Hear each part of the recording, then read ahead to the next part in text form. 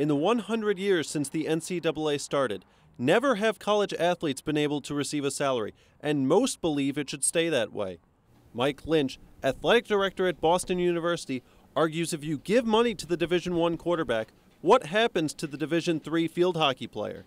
If the NCAA was to move in that direction, you're really talking about having a number of different levels of athletes. Most of the conversations have been around football and basketball players, and I don't know how you separate those athletes from the rest of the athletes on campus. That makes it really, really difficult.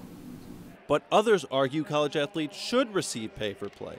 Tyler Murray, sports director at WTBU, says giving college athletes no money is not only wrong, it could also prevent problems in the NCAA.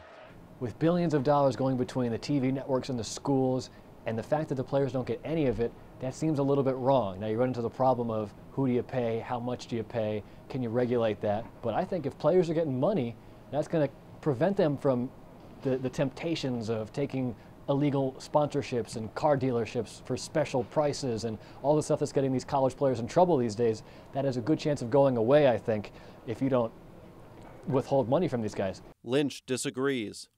He says college athletes may not see any of the money directly, but that the schools feed the money back into the programs, which ultimately helps pay for the student scholarships and other funds for the teams. I wouldn't say the student athletes don't see any of that. I mean, every school gets a certain amount of money from the NCAA because of the basketball tournament. Really, the television revenue is what drives the NCAA generally.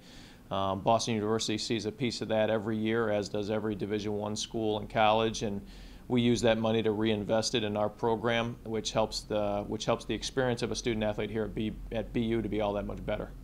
Last year, the top NCAA executive received over $1.1 million in salary and bonuses. Some would argue that's quite a large sum for a nonprofit organization. For BUTV, this is Paul Ryan.